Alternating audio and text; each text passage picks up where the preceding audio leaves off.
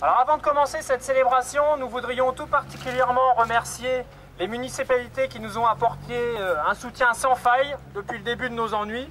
Donc en particulier Colombelles, Gilbertville, Mondeville, mais aussi plus globalement toute la communauté d'agglomération, la commune de Caen évidemment. Merci aux personnalités politiques qui nous ont soutenus. Alors parmi elles, nous avons une gratitude et un respect tout particulier pour celles qui sont venues nous voir, même quand il n'y avait plus de caméras, même quand il n'y avait plus d'enjeux électoraux. Donc merci encore. Chers collègues, vous avez tous des badges de très haute sécurité. Vous avez encore le souvenir, je pense, de tout le lavage de cerveau qu'on nous a fait sur le sujet. Je pense qu'ils ne vont pas vous servir beaucoup maintenant. Donc allez-y, il y a une poubelle, elle est à votre disposition. Donc à propos de ce lavage de cerveau, je ne sais pas si vous vous souvenez de ce qu'on nous a raconté à l'époque. On nous a dit attention, les espions sont parmi nous.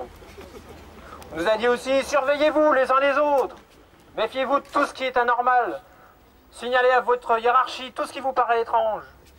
Bon, je ne sais pas si vous vous souvenez, on a essayé nous de signaler à notre hiérarchie ce qui nous paraissait étrange. On leur a dit mais c'est quand même étonnant, il y a des trucs... Oui, allez-y, allez-y.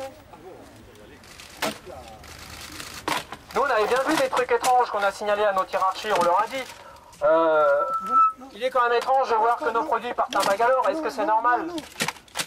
Alors, notre direction nous a répondu bien sûr, c'est normal, il faut sécuriser, c'est des produits stratégiques. T'en vas pas avec le bignou.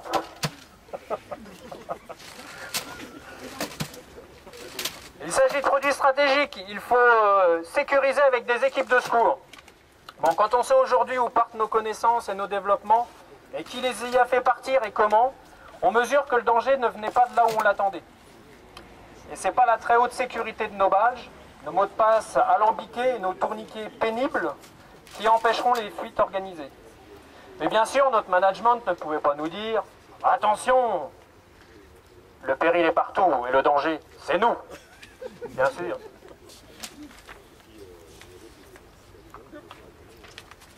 Bon, pour revenir aux remerciements, il y a des gens qu'on n'aura pas besoin de remercier. C'est le gouvernement. Alors, ils ont été disponibles, mais pas tout le temps. Il faut bien reconnaître ce qui est.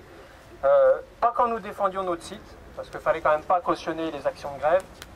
En revanche, ils ont été disponibles le jour où les journalistes eux-mêmes ont commencé à prendre des nouvelles des ST Ericsson. Là, oui, ils ont été disponibles. Bon, merci quand même pour leur gentil discours, où ils s'inquiètent du drame humain que nous vivons, et qu'ils trouvent que c'est super dégueulasse qu'on délocalise en Inde, et qu'ils ne vont pas laisser faire, et que ça ne va pas se passer comme ça, et que non, non, non, la microélectronique bas-normande doit être sauvée, et qu'ils vont faire tout ce qui est en leur pouvoir, et patati, et blablabla. Finalement, on ne sait pas trop bien ce qui a raté, si c'est leur pouvoir ou leur vouloir, mais à l'arrivée, c'est le néant. Même obtenir un report de 3 mois de nos notifications, on en avait besoin, je vous le rappelle, pour donner plus de chance aux projets de reprise d'activité. Alors, entre parenthèses, projets qui sont tous portés exclusivement par les salariés. Même ça, ils n'ont pas réussi à l'obtenir. Pourtant, alors, il faut rappeler que les États français et italiens sont au capital de ST Microélectronique. Alors nous, naïvement, on avait imaginé que ça pouvait changer des choses. Eh bien non. On a failli se pincer plusieurs fois en se disant qu'on allait se réveiller, que c'était un vilain cauchemar, que la France, notre beau pays, n'était pas à ce point livré en pâture à la loi des grands groupes. Eh bien si.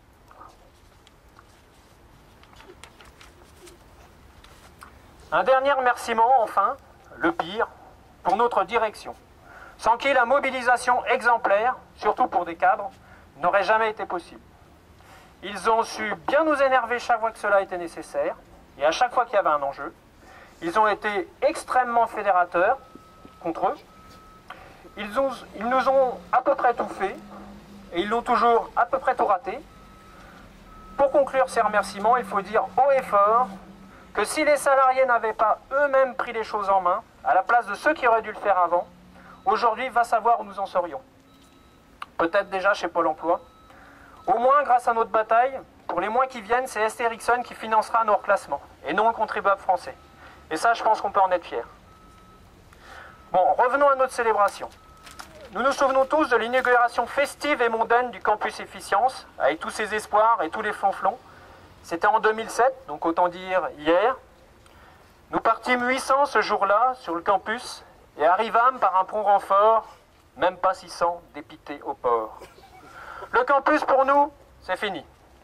Chers collègues ST Ericsson, Je sais que vous avez encore en tête le discours du PDG ST Ericsson Monde, venu chez nous, rien que pour nous, fin 2008, nous dire à quel point il comptait sur nous. Il avait juste oublié de nous livrer un petit détail, mais qui a son importance, c'est que nous, en revanche, il ne fallait surtout pas compter sur lui. Il est revenu quelques mois plus tard.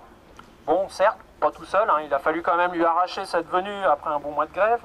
Le ton était un petit peu différent, souvenez-vous. Cette fois, le discours, c'était plutôt « Mais enfin, voyons, vous ne pensiez tout de même pas qu'on allait garder tous les sites ?» Eh bien si, monsieur Dutheil et monsieur Céteau. Et même qu'on aurait trouvé ça super chouette, nous. On structure l'entreprise pour sa pérennité. En tout cas, il avait bien raison de compter sur nous, notre PDG. Car nous, on lui a montré maintes fois que nous étions fiables, efficaces et peu coûteux. Nos produits rapportent beaucoup d'argent à la société. Je pense même que certains managers ST Ericsson ont vécu quelques moments difficiles ces derniers temps. Quand ils ont dû expliquer à leurs clients les plus prometteurs qu'ils ne pourraient pas livrer à temps les nouveaux produits tant attendus. Et pourquoi donc ? Les seuls qui peuvent le faire, ils veulent plus. Ben alors, qu'est-ce que vous attendez pour les motiver ? Désolé, hein, ça casse un peu la fluidité. C'est un peu délicat. On vient de les licencier. Je disais, on vient de les licencier. Appelons ça le management moderne. D'ailleurs, à ce sujet, nous sommes encore nombreux à chercher un reclassement. Ne négligeons pas cette piste.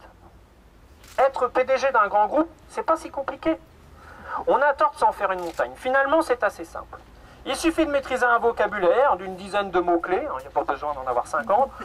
Je ne vais pas tous vous les dire, mais performance, excellence, profitabilité, proactivité, etc., etc. Alors bien sûr, il faut les dire en anglais. Alors le nec plus ultra, c'est d'arriver à faire croire qu'on est tellement international qu'on ne sait même plus parler français correctement. Ça, c'est vraiment le top du top. Le jour où il faut prendre des décisions, il faut déclarer avec beaucoup d'aplomb. Alors même si on n'en sait fichtrement rien. Hein. Donc là, il faudrait me fermer ceci. Ici, il me faudrait supprimer ces emplois-là. Là, vous m'en virez 30%. Ça, je garde, ça, je jette, ça, je vends, ça, je rachète. Alors évidemment, quand on pilote de façon arbitraire comme ça produit un certain nombre de dégâts. Donc, mais c'est pas si grave, parce qu'en dessous, les opérationnels se démèneront pour réparer toutes les conséquences dramatiques que vous aurez engendrées. Alors, malgré tout, si le bilan est vraiment trop mauvais, par exemple, alors c'est un exemple au hasard, hein, toute similitude avec une situation que vous pourriez connaître par ailleurs, bien sûr, serait fortuite. Bon, admettons que la société passe de la 2e place à la 4e place mondiale, après avoir, peut-être à tort, supprimé un bon quart de ses effectifs. Mais c'est un exemple au hasard. Hein. On conserve le même aplomb, hein, quand on est PDG, c'est pas dur, hein. Il suffit d'être suffisamment culotté puis de dire, vous comprenez, le taux euro-dollar,